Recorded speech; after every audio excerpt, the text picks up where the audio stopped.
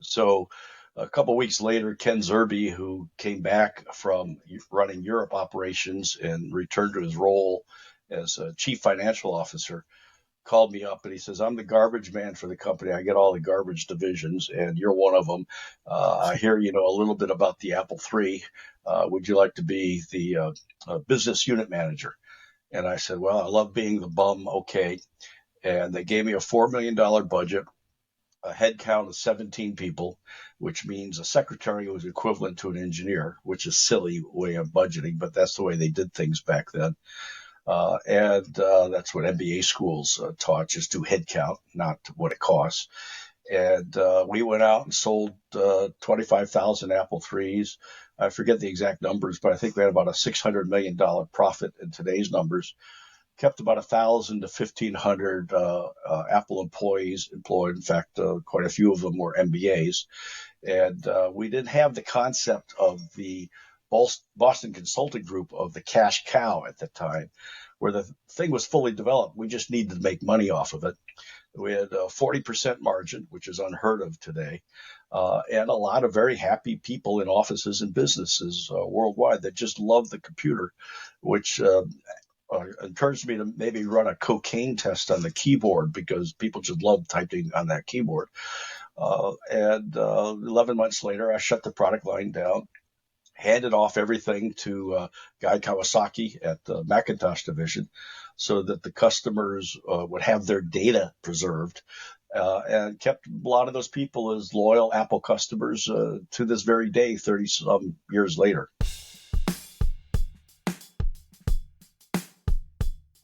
Welcome to another edition of the Super CMO podcast. In this podcast, we are talking to David Fradin. David Fradin is the president of Spice Catalyst. He's a product management and a product marketing consultant. He's a mentor. He's a professor. And arguably, David is one of the world's foremost authorities on product management. He is an author of two incredibly great books, Product Design and Management Toolkit, Building Insanely Great Products, and he has trained thousands of people on product management. He talks on product management, product strategy, product success management, and his belief is product managers need to be called product success managers. He also believes that the product managers of today need to be given all the authority and responsibility to build great products. In this episode, he talks to me about the fundamentals of product management. What does it take to build great products? His experience at Apple and HP, what did he learn there? And what are the key tenets of product management? Over to my conversation with David. Today's episode is proudly brought to you by Effortless. Effortless is the ultimate solution for startups and SMBs seeking seamless money management and compliance handling. Let me paint you a picture of how Effortless can transform your business. Picture this: e-invoicing and e-way bill generation with just a couple of clicks. Say goodbye to the hassle and say hello to efficiency. Imagine this: slashing collection efforts by a staggering 90% through the magic of automated follow-ups. That's more time for what truly matters, growing your business. And here is a game changer: snapping a quick photo of your bill to instantly log expenses. Yes, it's that easy. But that's not all. With Effortless, you get the power of a consolidated bank account view, seeing both business and personal accounts seamlessly integrated. No more navigating through clunky bank portals for payments. With Effortless, making UPI-like payments is a breeze, 24/7. Oh, and did I mention the proactive alerts? Effortless keeps you on track, ensuring your finances and compliance are always in top shape. Introducing your finance sidekick, Dobby. It's like having an AI-powered finance guru at your fingertips. AI and human expertise, a match made in financial heaven. Effortless wasn't just created by anyone. It was crafted by chartered accountant turned entrepreneurs who understand the pulse of startups and SMBs. As a founder, promoter, you deserve to focus on what truly drives your business forward. Effortless helps you reclaim your time, stay consistently compliant, and access real time financial insights for those pivotal strategic moves. And here is the kicker: Effortless doesn't just save you money, it supercharges it. Up to 80% cost savings and threefold accountant productivity. And that's not just impressive, it's a revolution. So, what are you waiting for? Dive into the future of finance management with Effortless. Visit www.goeffortless.ai and embark on a journey that will redefine the way you do business. That's www.goeffortless.ai. Effortless, because managing a business should be anything but a hassle. Hi, David. Thanks a lot for joining the Super CMO podcast, spending time and talking to us about product management, about your experience with product management. And it's lovely having you as a guest in our podcast. Pleasure to be with you. David, as I read through your impressive bio, one thing that caught my attention was the fact that you are a FAA trained flight instructor. I think you talk about the fact that the hostile environment there actually taught a lot about product management for you. So, can you just talk to me about how both of them are connected? Yeah, well, as a flight instructor, you have to allow your students to make mistakes without killing you.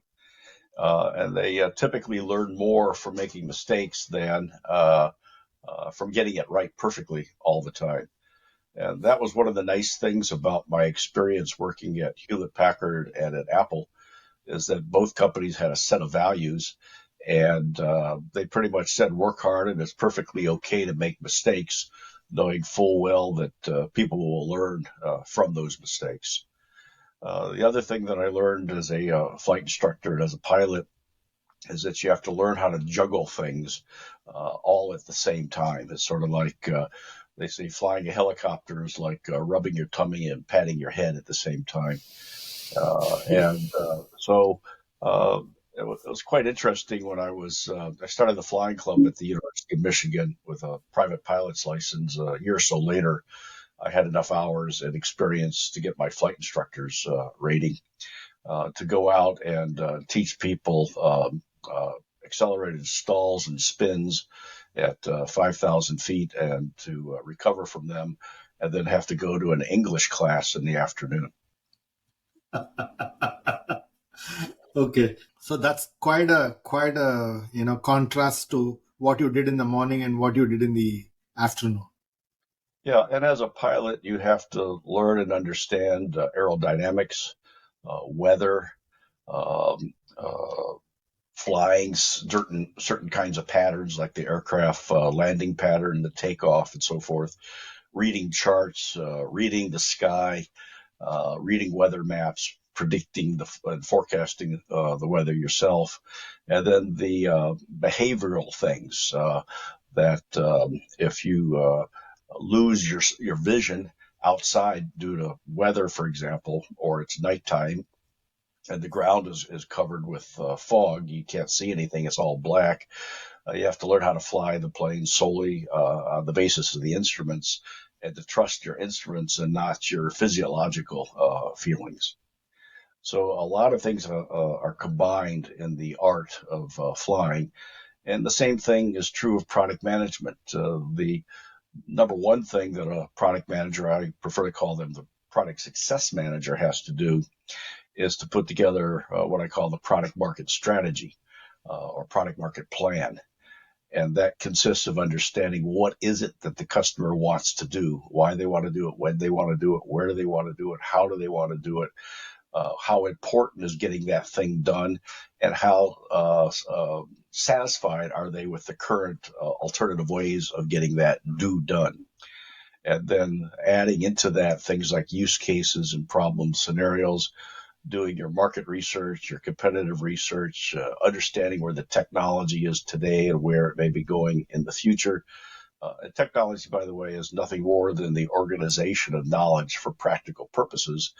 And if you organize it properly, that helps you do what's called innovation. And innovation is a sexy word today, like entrepreneur was about 10 years ago. Entrepreneur is just French for product success manager. And the innovation is just how do you do something faster, better, higher quality, or like in the case of an Apple Watch, with style. And frequently you use technology to accomplish that. You may update and change processes to accomplish that and so forth. So then you identify the personas in your product market strategy as to who you're going to be selling your product to. And that could be business to business or business to consumer. And with all of that together, you can then begin to identify your markets, your market size, your target markets, your total available market, and then develop the value proposition for your product. Why is it that someone should buy your product? And your product positioning, where does it sit in the state of mind of the customer? And take a look at the opportunity and risks and bring to bear innovation. And now you have a list of product features, advantages, and benefits that map into the problems of what your customer, your persona wants to do. That together can then lay out your product roadmap, your potential for sales and return on investment, and your long-term product portfolio. About 2015, over 7,000 companies in India were funded by startup venture capital groups or angel investors. And according to my friend R.N. Prasad, who used to be VP of Infosys in product management training, just about all 7,000 of them failed. And I remember back in the early part of the last decade, up to roughly the present, most people in India were more concerned about the price of the product. They could care less about the product market strategy. And as a result, 7,000 companies went out there, raised a lot of money, and all went out of business, or most went out of business, and lost those investments. Primarily because they failed to follow the 5 keys to product success that I teach, which is available at Lovely University, Professional University, and also at IIML as executive education programs based upon a book that I wrote that Wiley published in 2019. It's a short pamphlet on product success. It's only 796 pages long. And it's called a Product Success Toolbook and Product Management. And it's available on Amazon as an electronic version, or you can take those courses, those 7-month executive courses, and get a certificate in it. So I think as a result of those 7,000 or so failures, a lot of people in India have gotten a religion that there's 130 different competencies you really need to have in your organization to have product success. And you really need to get professional training in order to avoid losing your investors' money. In this section, David makes a very interesting comparison and analogy between flying and product management. In his experience, he talks about the flying as a skill where one needs to look at various components. It could be the wind speed, it could be the weather, and sometimes you need to trust the instrument to take decisions. He says similarly in product management, there are about 130 competencies that one needs to look at, and he talks about a structured methodology on building a product market strategy. He says only when you build a structured product market strategy with various steps that he outlines that a product can be successful. And in his book, he identifies these 130 competencies, and he talks about the need to build skills and become an expert in those competencies. So if I can just follow up on that, I think the notion of product success is very interesting, because if you were to take the other side of the coin as far as product is concerned, it's you don't get success until there's discipline, right? So you need product discipline to actually drive product success. So if you were to take a step back and see how does one go about forming, how does one actually think about what product discipline is in today's world? How would you sort of frame that? I would define that as a product development process that a company develops and then follows it over and over again. And after each product introduction or product end of life, they do an analysis of what went right, what went wrong, and what they can do better next time.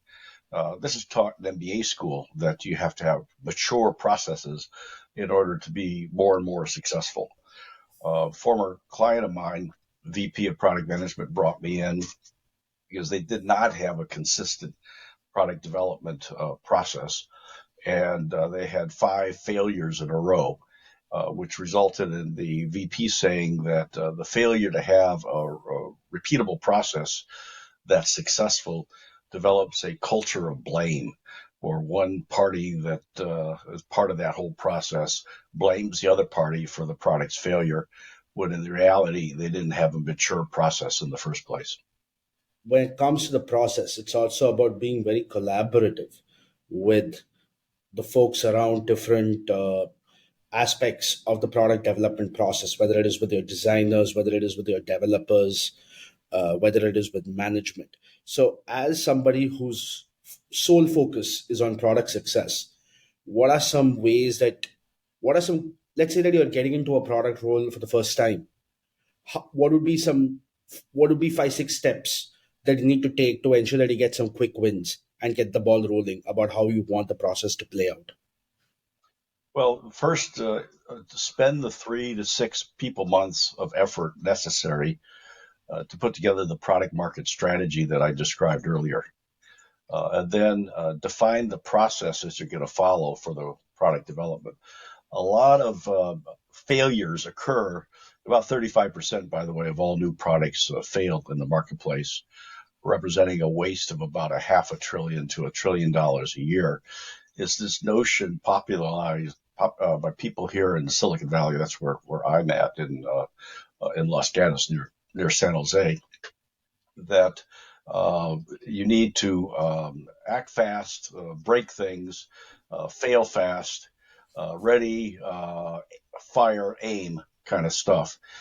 And if you do that, your chances for success are significantly reduced, even to the point that now people are running around saying we need to come out with a minimum viable product. Well, there was a recent article in Medium by a former product designer at Apple, who now is a product designer at Google, and she says that Apple doesn't do that. Apple comes out with a fully robust product that satisfies the market intensely, not the minimum viable product, which is full of bugs that you might add stuff onto later. Another example of that is there was the number 3 software company in the 80s by the name of Ashton Tate, and they had the DBase database program. Well, they just contacted me recently. The name has been brought back for an artificial intelligence server. So I was researching Ashton Tate a little bit, and it turns out they shipped a bunch of products in a row that were full of bugs and were slow and generally didn't work. And they went from the 3rd largest software company in the world to out of business within less than 10 years. So I think you need to aim with your product market strategy. Take the 3 to 6 months to put that together. Define your processes, make sure that you have the information you need in order to make intelligent decisions. Make sure that you clearly understand who your customer is, and make sure your employees and or your consultants have the 130 skill sets that I talk about in one of the chapters in the Wiley book that I mentioned earlier, in order to have product success.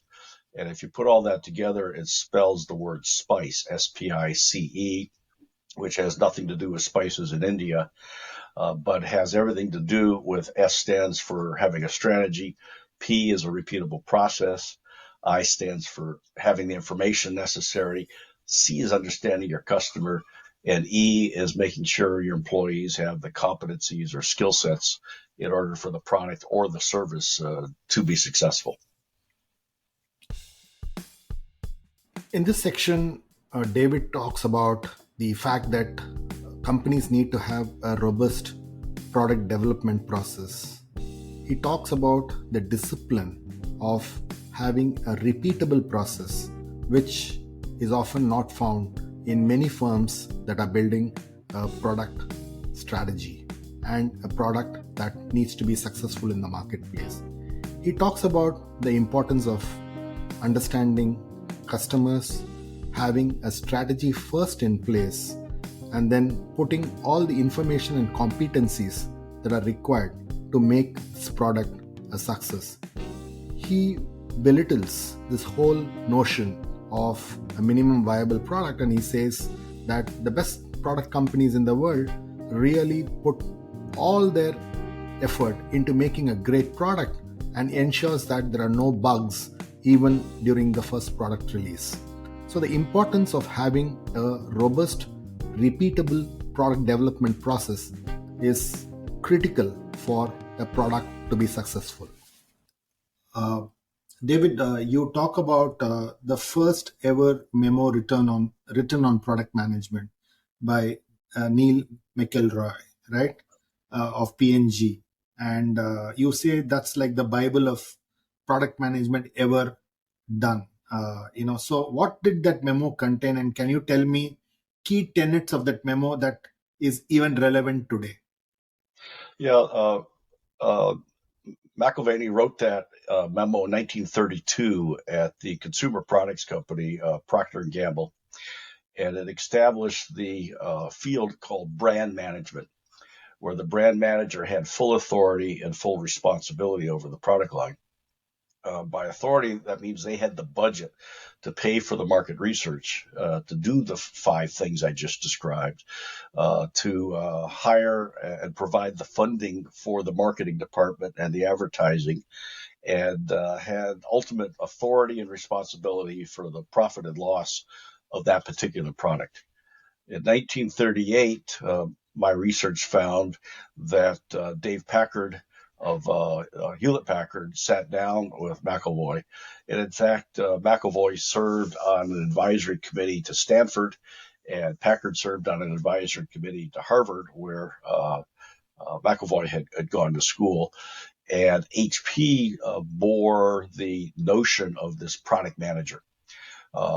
Unfortunately, one of the perturbations in the evolution of the product manager over the years is that their authority has been completely stripped away from them. So they have full responsibility for the product, and the only authority they have is their ability to negotiate and mediate and persuade all the other members of the team to do the right thing so that the product is successful. I've been on a campaign for the last 10 years or so to say, give the authority back to the product manager, give them the budget, let them hire and fire the marketing department, and pay for the market research that needs to be done, and provide the funding for the advertising budgets and so forth. And when you do that and you give the authority to the person that has responsibility, you can accomplish amazing results. An example of that is in the last years of the life of the Apple III, I was asked to take over as the business unit manager. They didn't want to call me general manager, so they preferred to call me the bum for short. And that was after I advocated to the executive committee and to the president that I was the group product manager at the time. I had full responsibility for the product, but no authority whatsoever. For example, there was a marketing guy that came over from Kodak, and he was about to run $1 million worth of ads for the Apple III and Great Plains accounting software in August of that year. And I had a meeting with him, and I said, Bill, please don't run those ads because the product, the Great Plains software, is not ready yet. So you're going to run those ads in August.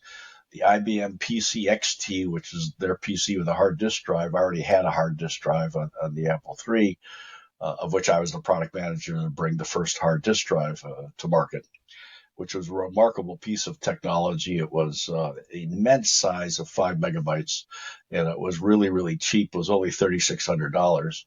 And people said, what do I need this thing for? So he ran those $1 million worth of ads. People went into Apple dealers to buy the Apple III to do their accounting, because at that time they were doing their accounting on mainframes through timeshare, which cost them a fortune. And here they could do the whole thing in their own office on a personal computer. And the salespeople at the dealers worldwide, the dealers told me this, said, well, the Great Plains software is not available yet, but it's on the IBM PC XT. So why don't you buy an IBM PC? Well, I didn't have the authority to stop Bill from wasting that money. So I feel my division was solely responsible for the success of the IBM PC XT.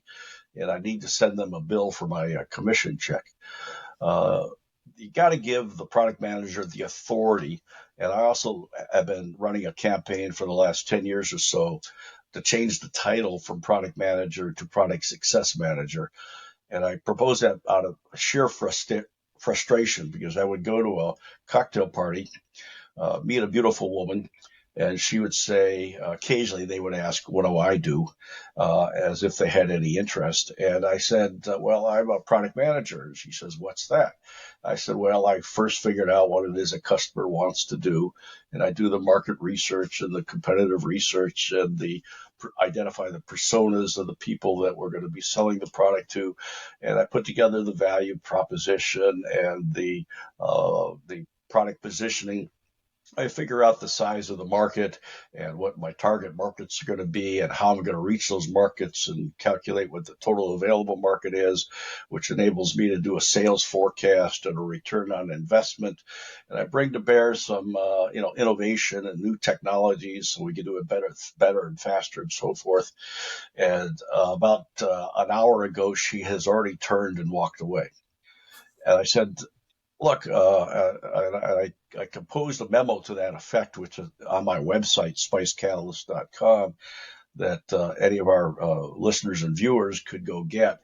And it describes this agony that you're not going to, get married and have 2.5 kids like you're supposed to. And if you could just, boss, please change my title. Can I change my title from product manager to product success manager?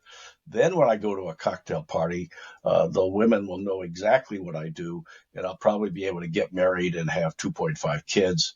And then there's a PS at the bottom, boss, you can call yourself VP of product success, and I'll invite you to the wedding if you'll let me change my title. In this section, David talks about the importance of a product manager having the complete authority right from the product development process to understanding the customer, doing the market research for it, looking at the market potential, looking at the competitive positioning, looking at the value proposition, building the communication, building a P&L.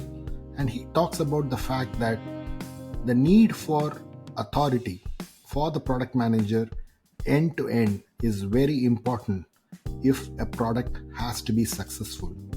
And for the product manager to do this work, he has or she has to understand the competencies that he keeps talking about, saying that it's not just about communicating about the product, it's about understanding the personas, it's understanding what the market size is all about. He talks about what the market opportunities are. He talks about the importance of product life cycle. He talks about the features, advantages, and benefits. And he says that if you don't have the authority, and if you don't give that authority to the product manager end to end, you rarely find products that can be successful.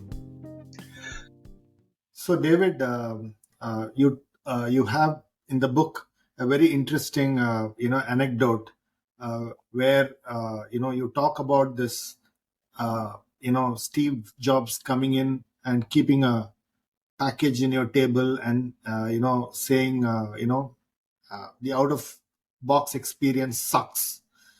So, talk to us about what is this out of the box experience sucks, and what was this whole feeling about product experience, because you talk about Apple being a total customer experience company. So what does this anecdote have to do with the total customer experience philosophy? Yeah, that anecdote is in my book, Building Insanely Great Products, which is also available in India.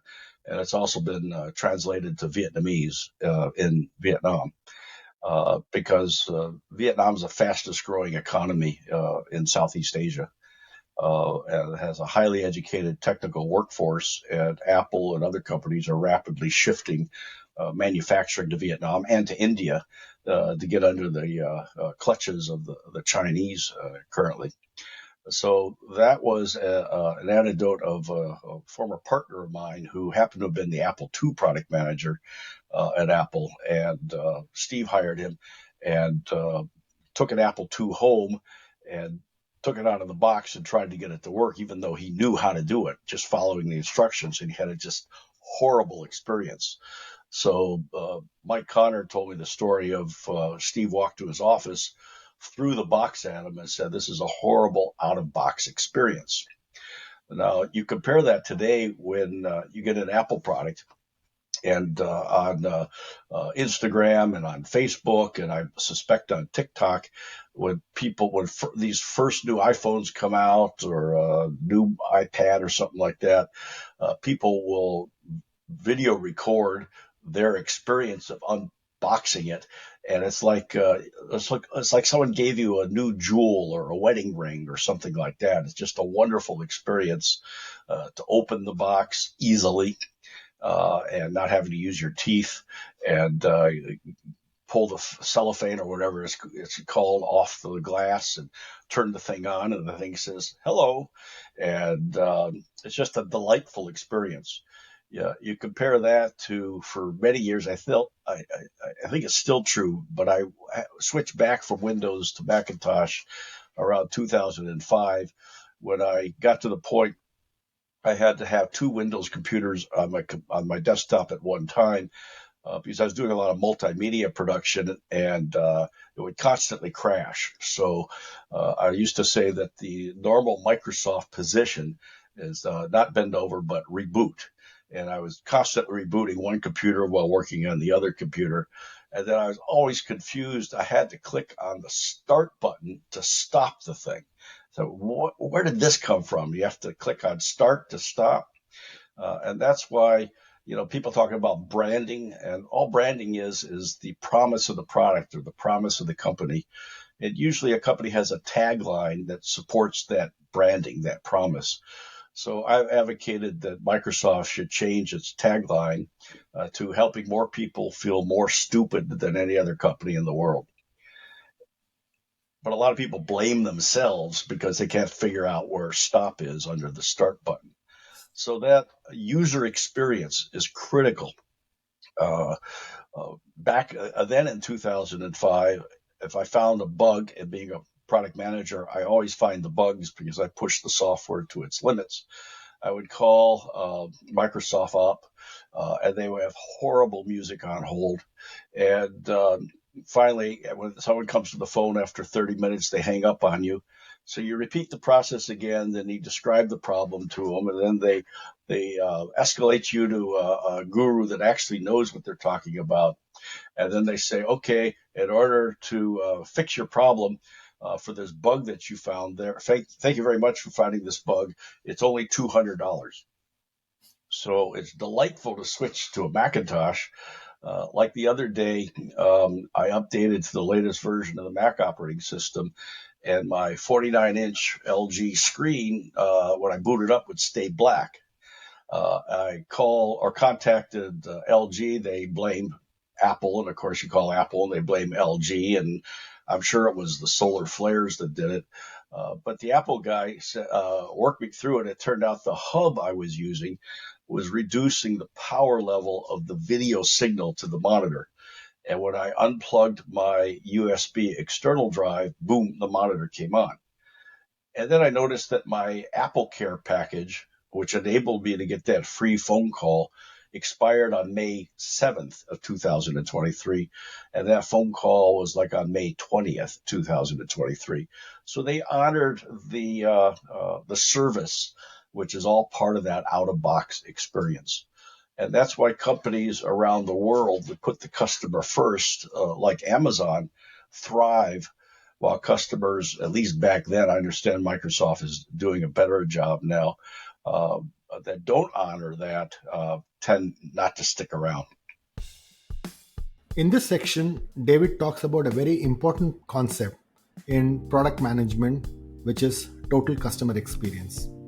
When you're thinking about a product and when you're thinking of designing a product, there would be a lot of features, benefits that would be designed in the product. But when you're really thinking about total customer experience, it starts right before you choose a product to after you bought the product. So when he talks about out of the box experience, the concept of you've already bought the product, but the relationship does not end there. The way you open the box, the way you feel about the purchase is all about the total customer experience. So when you're thinking about products, the fact that you need to think about total customer experience, even in the little buttons that get designed, in the typeface, in the color palettes that you think about, everything is about total customer experience, and that's something that you need to keep in mind. So I think you touched upon something very interesting, which is the notion of experience. So as a product manager, how should you be thinking about product experience, or what encapsulates product experience? Well, it starts with your out of box experience, turning the thing on, being able to do something useful with it quickly, as opposed to, hate to keep beating on Microsoft, but I enjoy it. Uh, Turning on, a Microsoft Office uh, product, and it says, by the way, you're on a deadline and you're going to get fired if you don't get that spreadsheet to your boss in 30 minutes. It makes Microsoft, out of its sheer, I don't know what you call it, hatred for the customer, requires you to update the software before you could do any real work, rather than saying, hey, would you like to do it now or do it later?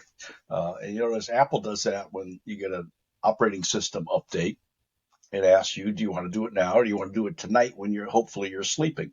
Uh, so that lack of consideration of what the customer wants to do. I'll give you another example.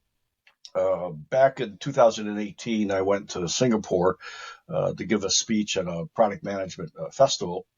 And then Cisco, who's my number one client worldwide, asked me to come to Bangalore and train about 20, 25 product managers. So I needed to get to Bangalore from Singapore. And I was also being brought over by Manipal University to give lectures on product management to places like Dell and Samsung and a few other companies, Philips.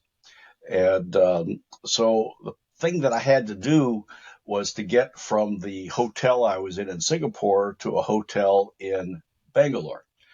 Well, that sounds pretty simple, but there's a lot of decisions that have to be made. What mode of transportation do I want to use from the Singapore hotel to the airport? Because in Singapore, you could take a taxi, you could take an Uber, you could take a shuttle, you could take the train, you could hijack a car or a motorcycle. And then you have to figure out how long it's going to take to get there so you could leave in the earliest amount of time. Well, I like to get to the airport early because in my advanced age, I only like to fly business class. And that gives you free access to the business class lounge where the free food is. So I figured all that out, got to the airport, walked into the terminal. If you've ever been to the Singapore airport, it's slightly larger than Manhattan. And you have no idea where to go. And you're looking at the signs, and they got arrows pointing all over the place. Reminded me of Heathrow of about 10 years ago. You get off the airplane at Heathrow, there are no signs. A typical British thing, you're supposed to be born with a map of Heathrow on your forehead. So luckily there was an information desk straight ahead. And I walked up to the information desk and I said, where's the check-in? And I forget which airline I was flying on. And she pointed as only a couple rows over, maybe about 3 or 4 miles. And I'm saying to myself, my phone has an app on it called TripIt, and it knew at what time I needed to get to the airport and what flight I need to get on and what airline. And my phone also has GPS. My phone knew where I was at and knows from the maps inside the airport of which counter to go to. Why couldn't my phone wake up and just have a little arrow that says go over here? And it'll take you, 5 minutes to walk there or whatever it may be. So I mentioned that when I gave a talk at Samsung after I finally got into India. And after the presentation, the Samsung folks in Bangalore write the Android operating system for Samsung's Android phones. So the VP of product management says, wouldn't someone feel kind of weird if their phone woke up and all of a sudden giving them directions? I said, no, not if the phone asked permission first, which is a notion that Samsung and Microsoft for years don't know. If you ask permission, it's perfectly okay for Siri to tell you where to go. So I get over to that check-in, and she says, I'm sorry, we're not checking in here. You have to go to the other aisle all the way on the other end of the terminal and check in there. So I wander down there, pulling my luggage behind me. I get there, and she says, where's your ticket to leave India? I said, my schedule hasn't been firmed up by Manipal University. I don't know when I'm going to leave India. She says, you can't come to India unless you could prove you're going to leave India. I said, trust me, you got enough people as it is. You don't need me in India, and I have absolutely no intention of staying there. She says, sorry, you can't go unless you can prove you're going to leave. And I didn't know that. My phone probably knew that because it might have read the fine print someplace that says got to have a ticket out to use a ticket in. So I said, okay, where do I get a ticket out? She says, go over to Singapore Airlines. And I said, where's that? And pointed over there. There's all sorts of construction going on. So I wandered around, went all the way back to where the first ticket counter was. There was another information desk that says, oh, it's at the other end of this particular ticket counter. Went all the way back, stood in line there for about 15, 20 minutes. And the Singapore airline lady says, we don't go to Bangalore. I said, okay, well, how do I get a ticket out of Bangalore so I can go to Bangalore? And she says, go to the travel agency in the other terminal, which is like in Chicago. That's how far away. And I wasn't going to walk that far. So I don't want to do that. She says, well, you can buy it online. By this time, I was really hungry, and I looked up, and it was almost like a vision from God. There was a restaurant on the mezzanine. So I went up the stairs, sat down at the restaurant, ordered breakfast, and then proceeded to try to get on Wi-Fi because the SIM card I bought that was supposed to be universal and work everywhere didn't work. And in order to sign in at that time on Wi-Fi at the Singapore airport, you had to get a PIN number, which they send you via text message, which is wonderful, but the SIM card doesn't work. So I asked the waitress where could I get the password to get onto Wi-Fi. She says at that information counter. I said, the one at the other end of the terminal? She said, yeah. I said, that's the one I was just at. So I left my stuff there, hoping nobody would steal it. Went downstairs, crossed the terminal, got a slip of paper with the password on it. Went back to the restaurant. By that time, my breakfast was cold. I was tired of staring at the little screen of the iPhone, so I pulled out my iPad, and it was a completely different user interface that I already learned how to use, trying to access Wi-Fi at the Singapore airport. Now, am I the only person in the world that has these problems? Probably. But anyone who would think this through or observe by understanding what people traveling through the Singapore airport want to do, that they would all be going through these same problems. So I finally got a ticket, finished my breakfast, went downstairs. They gave me a boarding pass to pass through security to go to India because I could prove I was going to leave India. And then it's another hour-long story trying to get a refund on that ticket, which I never used. So that's what I talk about, customer experience. And that's what Steve was talking about when he had this bad out-of-box experience. Sometimes some products I get, I wonder if the senior executive staff ever bothered to try to use the product or any of the, if they bothered to focus at all on user experience. And again, those companies that do tend to thrive. Those companies that don't tend to go out of business. In the example that David talks about his experience of coming into India with the airline, with the airport, the key essence and the message that he passes on is to really look at customer journeys when you're really thinking product management. Do you think of the service experience? Do you think of the bottlenecks that the customers would face? Would you have a problem with using the product? Have you used the product? And if you're somebody building the product, and if you are somebody in senior management, there's always somebody to help you, and you don't experience the problem or the pain that an ordinary customer goes through.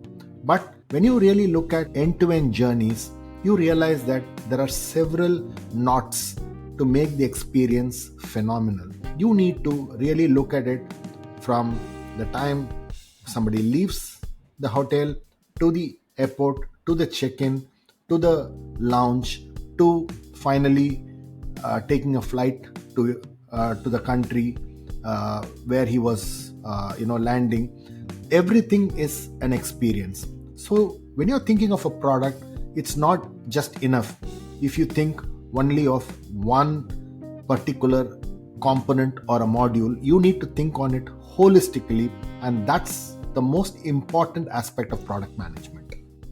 That's quite a long story, David. I think it's quite an amazing set of, I would say, drawing up a customer journey with a beautiful storytelling capability, which got me, very interesting images in my own head as you told the story. The question that I wanted to ask you was, what was your learning with your Apple Wednesdays meetings? How was it? And when you really do these product meetings, how what are the key discussions that would happen there? And there's an interesting story that you talk about where Apple 2, Apple 3 was supposed to be discontinued, and you went out and spoke to John Scully, and got a complete independent responsibility to sell Apple 3. And so how do these meetings go there, and what is it that they did right, which I think you recommend even for companies which build products today? Well, I think one of the things that I talk about in building insanely great products is one of the keys to Apple's success, and that is they have a set of values that they follow. And that came true when, after Steve took the executive committee off to Pahara Dunes for an offsite retreat, and he was constantly campaigning to kill the product line because in his mind, in those days, he felt the Apple III, which was a business computer, an office computer, would be a competitor to his beloved Macintosh, which in his mind he already had shipped, but physically it hadn't shipped. It wouldn't ship for another year and a half. And he, by the way, the product manager for the Apple II told me a few years ago he wanted to kill the Apple II also for the same reason, which would have resulted in the company going out of business and never providing the funding in order for him to finish the Mac. But in those days, it was all ego for him. That was the bad Steve Jobs. The one that came back to Apple after he learned his lessons, including being mentored, I found in my research for the book Building Safe Products, was David Packard. And I knew David well because I used to handle his personal PR when I was in the corporate PR department at HP. So they killed the product line. John Scully called me into his office and said, "What should we do about this?" And I said, "What do you mean we, paleface?" And he had no idea what I was talking about. So I explained the joke to him. I said, "You've heard of the Lone Ranger?" He said, "Oh, yeah, I have." Because there had been a couple Lone Ranger movies out, and there was a very popular television show in the United States in the 1950s, which dates me, that the Lone Ranger and his Indian sidekick, Tonto. And when I tell people from India, I have to say American Indians, so not to be confused. And they get surrounded by 10,000 yelling, screaming Indians. And the white man that wears a mask and has a white horse named Trigger and has a pistol with silver bullets turns to his American Indian sidekick and says, Tonto, we are surrounded by 10,000 yelling, screaming Indians, and all they want to do is scalp us. And Tonto says, what do you mean we, paleface? Which was the slang term for white men. And I said, John, you canceled the product line. You didn't ask me what I thought about it. And he said, what do you think we should do? I said, I think you got to give me the authority commensurate with the responsibility. And I told him the story of trying to get a promotion done and pushing it through 8 levels of 8 different groups through the division and into corporate and out to the sales force. And I said, it's a lot like pushing a wet noodle. And I couldn't affect sales on the floor of each dealer if that's the way things are. Give me the authority commensurate with it. So he says, okay, make me a proposal. So I got about 75 people in the company to contribute information about the product line. And a core group of 7 to 12 of us put together an 80-page business plan, which covered everything to do with marketing, engineering, support, service, everything but sales, because sales would take care of itself. We also covered manufacturing. And on July 15th, 1983, a day that will live in infamy, at least only in my own mind, I presented this business plan to the Apple Executive Committee. Notably absent was John Scully and Steve Jobs. I don't know why, but I think Floyd Kwame, who is the vice president of marketing and sales, knew that while John knew a lot about sugar water, he didn't know much about PCs.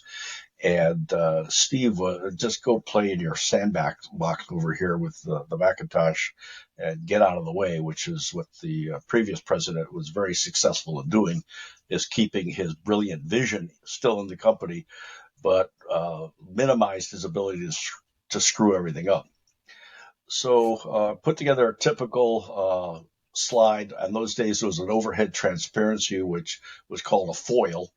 Because Boeing had, I think, developed the technology and did the typical balance sheet analysis comparing different decision alternatives that the executive committee could make.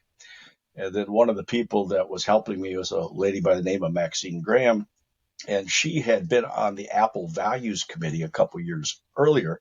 It said we ought to also compare those alternatives to Apple's values. And so I did another spreadsheet with their help, comparing the decisions.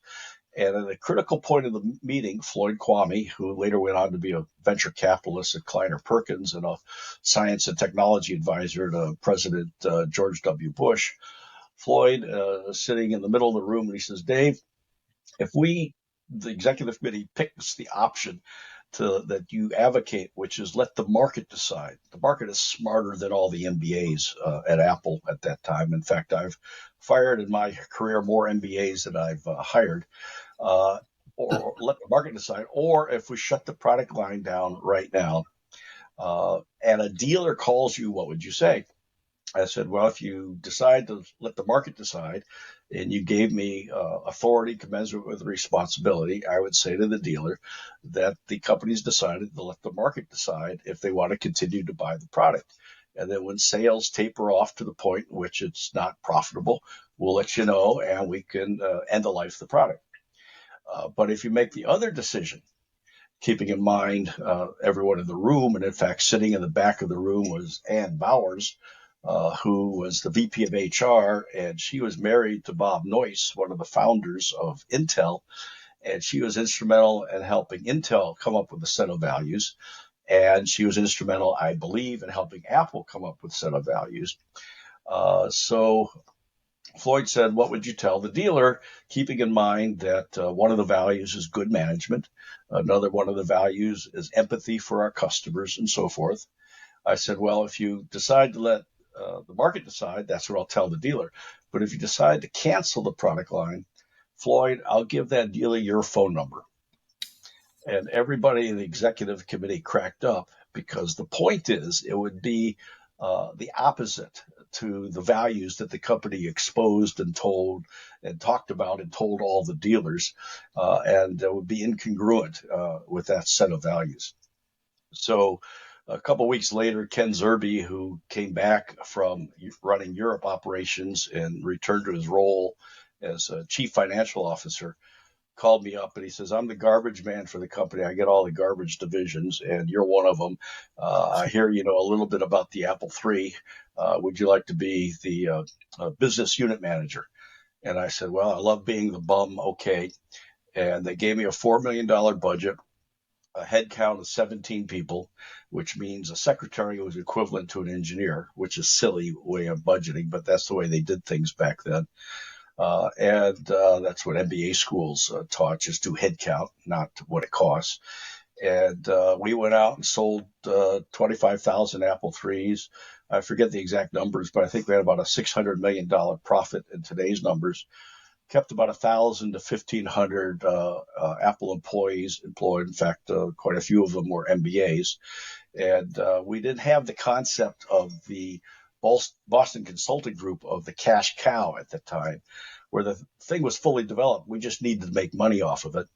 We had a 40% margin, which is unheard of today, and a lot of very happy people in offices and businesses worldwide that just love the computer, which encouraged me to maybe run a cocaine test on the keyboard because people just love typing on that keyboard. And 11 months later, I shut the product line down, handed off everything to Guy Kawasaki at the Macintosh division so that the customers would have their data preserved, and kept a lot of those people as loyal Apple customers to this very day, 30 some years later. So the importance of values is key. And one of the things I found in researching for building and selling great products is that if you go back to the original Fortune 500 list, which I think came out in 1966, and I knew many of these companies, I knew many of the presidents or chairmen of the boards personally, because in 1970 I started at the urging of an aerospace engineering professor, Wilbur Nelson, to start a supersonic transport support student association called FAST for Fly America's SST.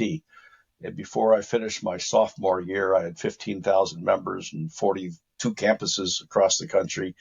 I was getting funding from over 100 of those Fortune 500 companies, testified before Congress in my polyester suit, went to White House cocktail parties and that kind of stuff.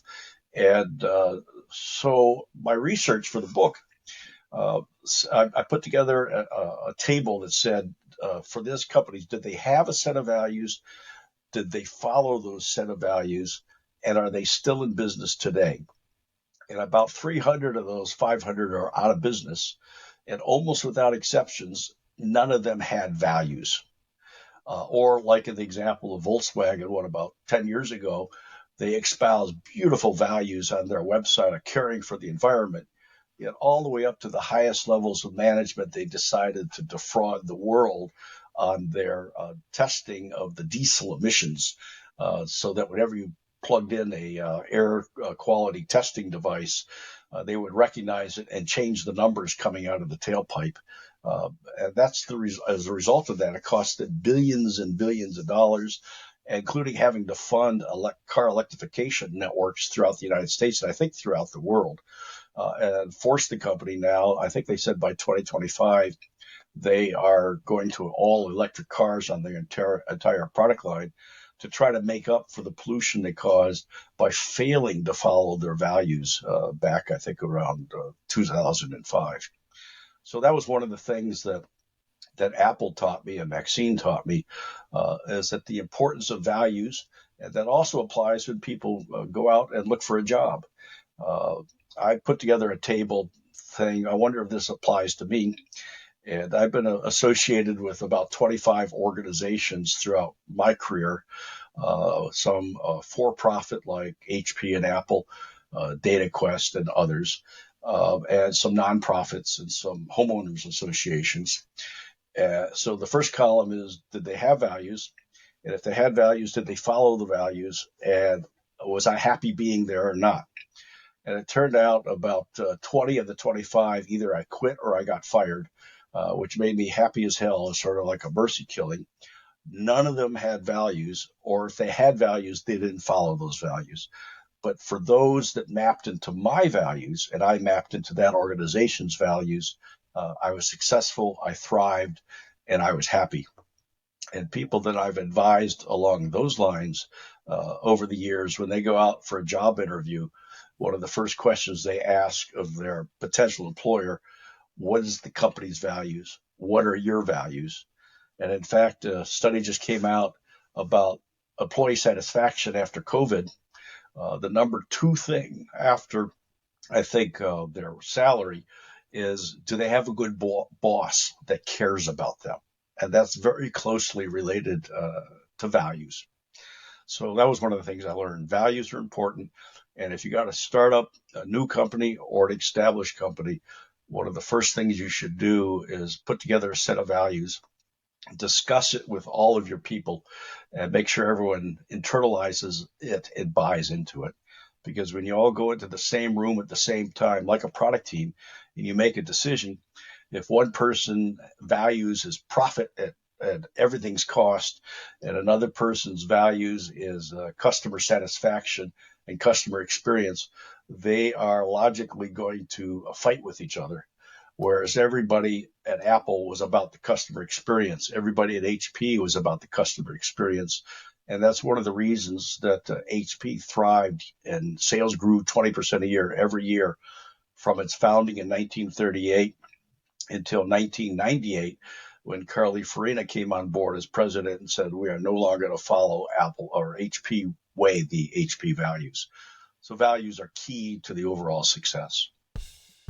In this section, David spends a lot of time talking about values. Not often when we talk of product management, values are really given importance because values remain on the vision of the company and product is in the marketplace. But when values and the product don't have a unison and there is no alignment, then most of the products fail. That's a very important message that David is giving us. So often when you really are thinking about a product and when you're shortlisting what kind of products should you be launching, what are the kind of features, the benefits that the product must have. One way to look at it is to see it through the lens of company values. If there is a company value, which is in the case of Apple or in the case of HP, was customer experience, then every product has to go through the same lens of customer experience, and then it could be a small feature, it could be an upgrade, it could be service, it could be support, it could be the distribution that you're thinking. Everything is around the concept of the company value and the company value having close alignment with the product. The other thing that he speaks about is even looking at your own values and then saying, does the company's values align with my values if I want to work with this company? So clearly I see this as a triad.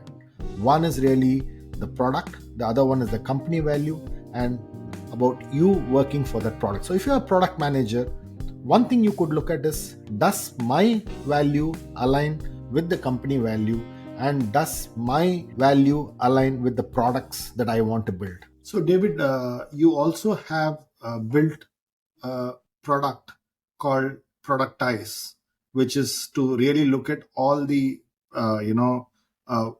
components of how you build world-class products in terms of various components that are there. So can you talk to us about what is Productize and how can product managers use this platform and the software called Productize? Yeah, Productize is a plugin on Jira, and a lot of software development houses use Jira, and it enables you to identify the key elements of your product market strategy, your product development, and your marketing, and take that framework, and there's some suggested frameworks in there, including the one that Spice Catalyst has developed, and then attach to each of those elements all of the documentation and work. So, for example, under personas, if you develop your personas and they're all done, then it'll show that that's at 100%. And senior management can see where you are at in the development of the product market strategy, the product development, and in the marketing of the product. And right now, it's a free plugin on Jira. I forget the name of the Jira Open environment where you can get plugins. And there's some articles about it on my website in the blog under spicecatalyst.com with links to that Jira plugin.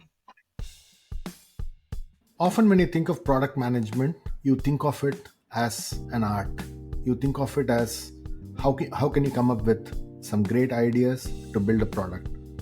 The fact that David talks about it being a science and adding process to product management through his product called Productize is a very interesting way of looking at all the various stages of building a product and saying, have I signed off in that phase? And can I move to the next phase? And have I covered all aspects of building a product through a platform that supports product management thinking is, I think, a great idea. The other question that I had was this whole thing about your do maps, right? I think you talk a lot about do maps. Can you walk me through what are these do maps and how important? I think there's a whole chapter on do maps that I saw in the book. So, in a brief explanation of how do you see do maps and why is it so important in product development and product management? It's built on the shoulders of two other pieces of work. One is a professor at Harvard has written a series of books called Outcome-Based Innovation, where the outcome is the thing that's important, not the profits or whatever. And then a fellow that, uniquely enough, Tony Ulrich at Synergem, wrote a book, Jobs to be Done, which builds on top of this outcome-based innovation. And the kind of funny thing is, when I was running the Apple III, he was the manufacturing engineer for the IBM PC Junior, which was the dumbest naming of a product I've ever heard. If you want a PC, why would you buy a junior version of that?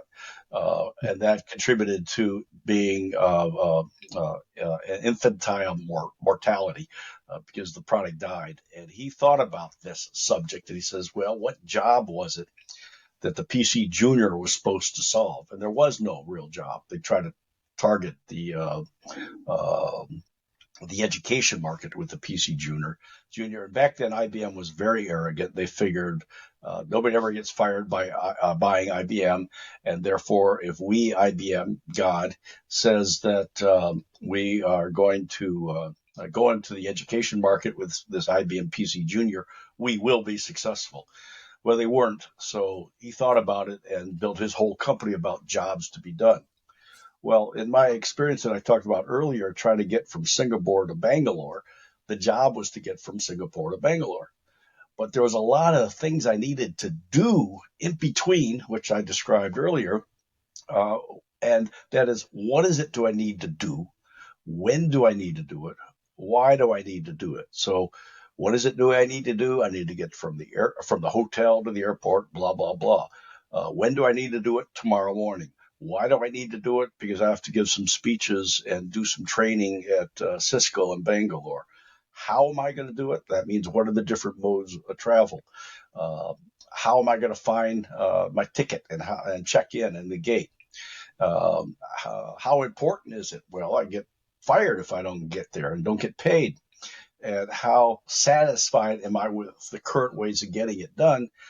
Well, I ended up eating a cold breakfast, so I'm not very satisfied with that. So that opens an opportunity, a use case, a problem statement for someone to develop a product that solves all of those do's, things that I need to do. But if I'm perfectly satisfied with the way things are, you don't have the value proposition to convert me from the way things currently are. A classic example of that is ride sharing versus a taxi. And the guy that invented ride sharing, a company called Uber, lived in Los Angeles. And if he raised his hand in the air to hail a taxi like we would do in Washington, D.C. or New York, and I think in some of your cities in India, you could just raise your hand in a taxi or a motorbike would pull up.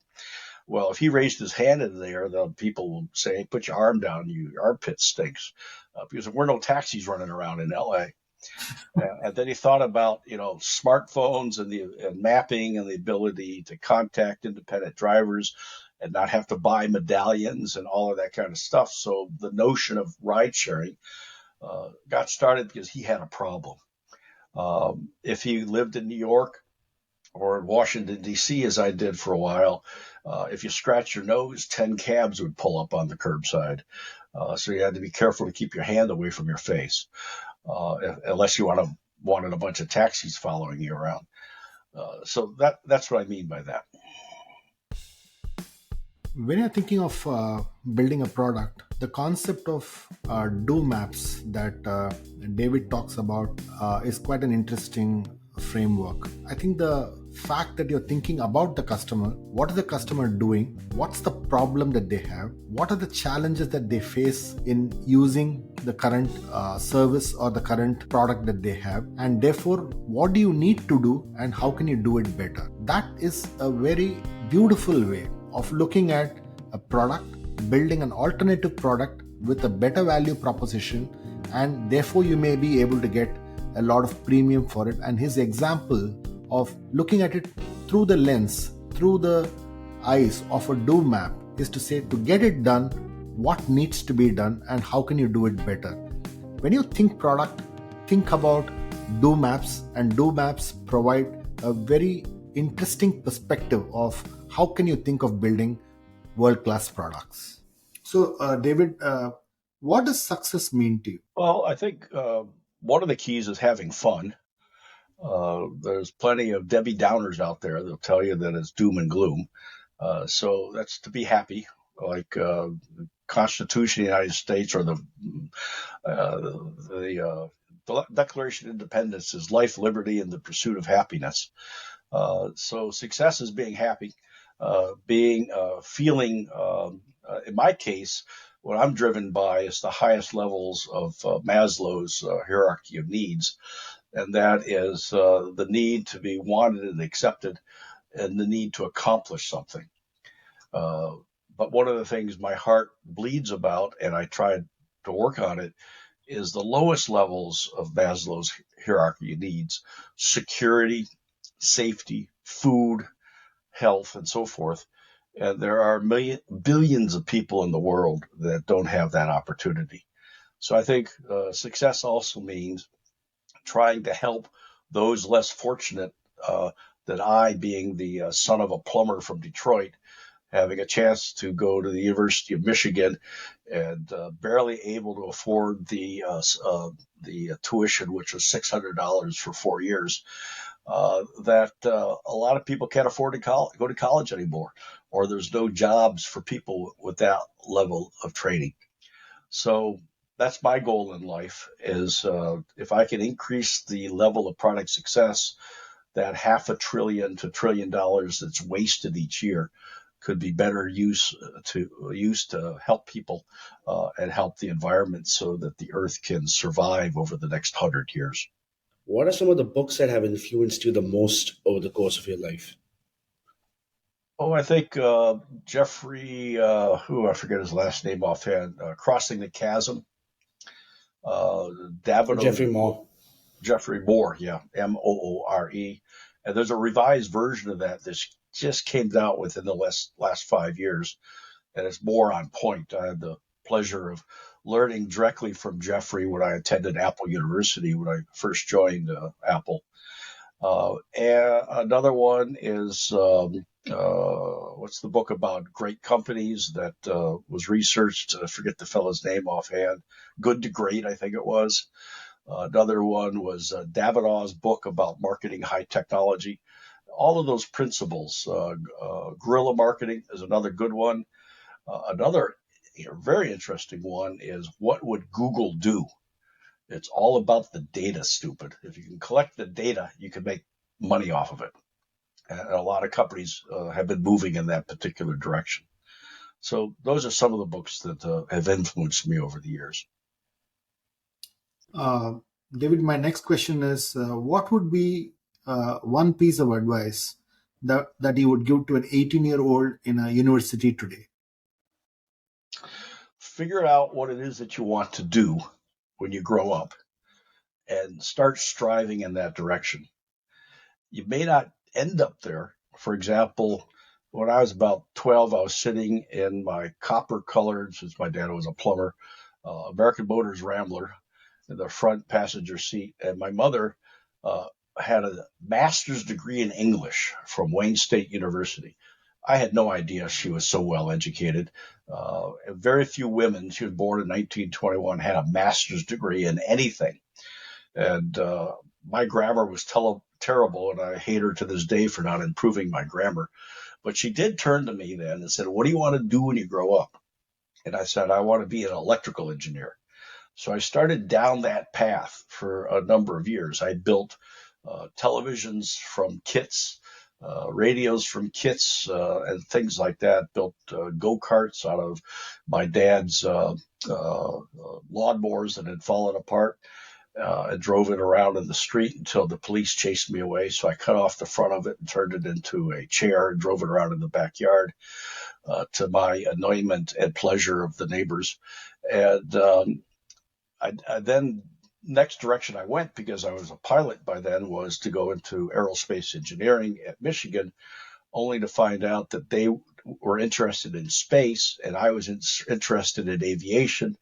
And they had a secret deal with Ohio State University that let Ohio State focus on aviation and Michigan focus on space. And I didn't like going into space because they don't have any air there to breathe. And I was probably a closet claustrophobic person, so I didn't like a space helmet. And then I got involved in the FAST group and lobbying Congress and visiting aerospace engineering facilities like at United Technologies and at Boeing and others, and saw these highly trained engineers sitting at these battleship grade desks from World War II. Now, this is early 1970s. These desks had already lasted, 25 years. And there was four of them facing each other, and they all shared one telephone. I'm saying, wait a minute. I thought I was supposed to be a valuable guy as an engineer. That does not reflect something. And I learned a lot about politics at the time. And I pretty much avoided politics up until then. And I said, wait a minute. Politics is who gets what in our society. Economics is the study of how they got it. So if we boil that down, I decided to get involved in politics and public policy because that's where things were happening. And that led me eventually to move my student organization's offices into downtown Washington, D.C., lobby Congress to get the space shuttle built, which I was successful on, and lobby Congress to help the United States move towards alternative energies and away from Arabian oil, which I failed on, which is a lot of the same problems we have today. And then it led me to to Minnesota, where I ran the Environmental Balance Association and pioneered the field of environmental mediation, helping mediate the issues between economics, the environment, and energy. And that enabled me to get hired by Hewlett Packard in their corporate PR department to help the company site new facilities around the country, which were being opposed by no growth advocates. And I introduced word processing to the PR department because at the time the PR department was the only department in the company that knew how to type. And that essentially was an internal product management job. And I was able to transition laterally, which was one of the good things about HP, into product management at HP on databases and user interfaces. And then Apple recruited me because I was an HP trained product manager. So follow what you find is fun and do things that make you feel satisfied, but have a moonshot to go for. So at least you got something in some direction to go for. I have four grandsons, and none of them have any ambition as to where they want to go in the future. So as a result of that, they flail around, follow Ohm's law of path of least resistance, or the way water goes, as my dad taught me. All of this goes downhill without any aspirations to go someplace. But that generation is typical. I have a nephew in the same age area, and I asked him, this would be about 15 years ago, what is it you want to do when you grow up? He says, I'm sorry, I can't think about it. It makes my head hurt. What? Pick something. It doesn't matter what you pick, but at least have a goal, and then you can deviate from there. Great. If you could invite four people for a dream dinner, who would they be and why? Dave Packard would be one. Barack Obama. Have to come up with four, huh? Bill Clinton. Zelensky. Well, Fascinating table. Fascinating table. Yeah, it would not be Donald Trump. Yeah. In fact, when I had my picture taken with a bunch of people, I think it was from Philips, out in front of the Philips facility, when I was in Bangalore back in July 2018.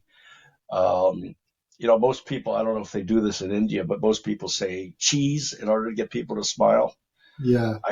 I said Trump, and people were laughing all over the place. It lasted for minutes.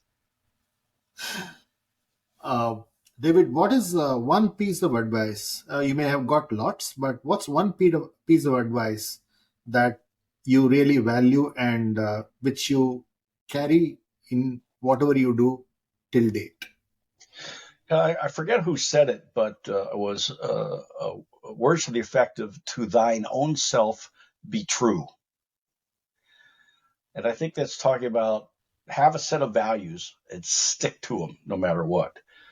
And I wrote that down on a piece of paper, and I carried it around in my wallet for about 10 years when I was younger. And every now and then I'd open up the wallet and realize I didn't have any money in there, but there was that saying to remind myself, to thine own self be true, and stick to your values. We've got lots of examples of people out there that say one thing one day and then something the other day, like McCarthy, the Speaker of the House, back in 2017 said nobody should use the debt limit, which is nothing more than honoring what you've already budgeted for in order to affect budgeted spending. And here we are 6 years later, and that's precisely what he's doing, which tells me this is a guy that has no values and is only going to do something that's expedient at that particular moment. And I'm sorry, over the years, people that have no values follow the footsteps of those 300 Fortune 500 companies that are no longer in business. So my final question, this is my final question to you, David, is what is something that you believe in that nobody else agrees with you on?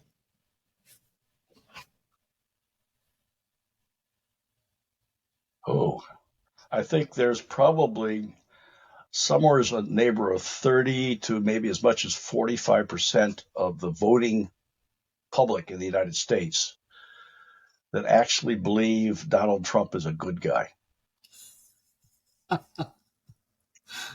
Here's a guy that has told over 30,000 lies in the 4 years that he was president, and they still believe everything this guy says. He's worse than an attorney, because you know how you can tell when an attorney lies? Their lips move. He's worse than that. Thanks a lot, David. It was fascinating. I think the most interesting thing was the vast experience, the great people you have worked with, the number of years you've kind of been on the path to this this journey that you're doing.